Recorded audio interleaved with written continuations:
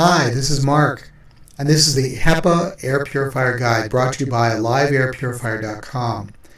HEPA stands for High Efficiency Particulate Air, and this was developed in the 1940s to filter out radiation dust. Even though it's only one of the top 10 air purifiers, or types of air purifiers, it's really considered the best. And as you can see, the filters come in both round form and also square form.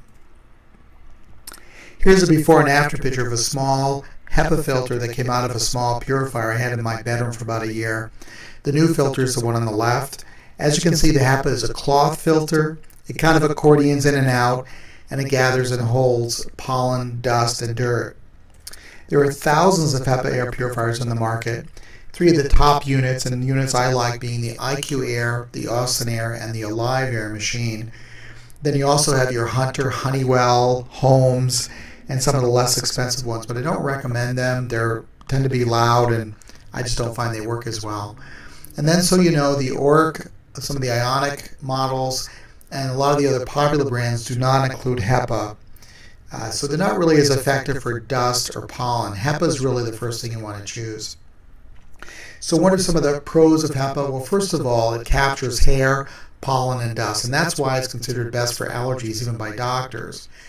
And then it's up to 99.97% effective at removing particles down to 0.03 microns.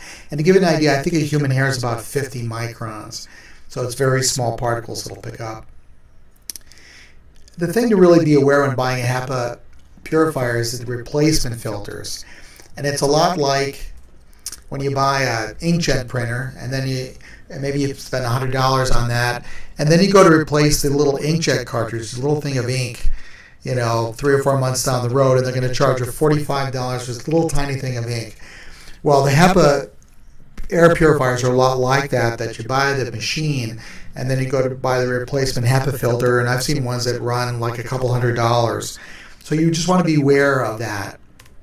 So besides the replacement filter costs, and by the way, you usually change those filters about every 9 to 12 months. You just check them periodically. Once they start to get brown or black, it's time to replace them. The other con of HEPA is that it doesn't really help with odors, gases, viruses, germs, bacteria, etc. It'll help a little bit with mold spores, but won't really get rid of the mold. So that's kind of the downside of it. So my suggestions are, number one, shop for an affordable replacement filter before you buy the air purifier. And affordable will be $30 is good, $140 at the most, and that would be for a really high-end air purifier. And then the second thing, besides HEPA, I look for a machine that also includes UV, and that way it's going to kill viruses, germs, mold, bacteria, etc. There's some other technologies I like as well, and some of those you can find on some of my other HEPA video reviews, where I'll review these HEPA air purifiers, and this you'll find all these videos at liveairpurifier.com. You're also going to find my review of some of the top 10 air purifiers. We'll get some of your questions answered, video reviews. There's a consumer feedback blog. You'll also find coupons and savings as well. And so that's a little bit about liveairpurifier.com.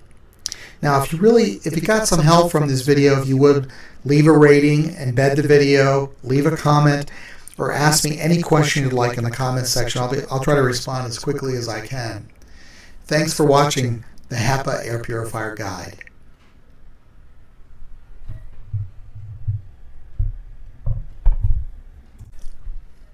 Hi, this is Mark, and this is the HEPA Air Purifier Guide brought to you by liveairpurifier.com. HEPA stands for High Efficiency Particulate Air, and this was developed in the 1940s to filter out radiation dust. Even though it's only one of the top 10 air purifiers, or types of air purifiers, it's really considered the best.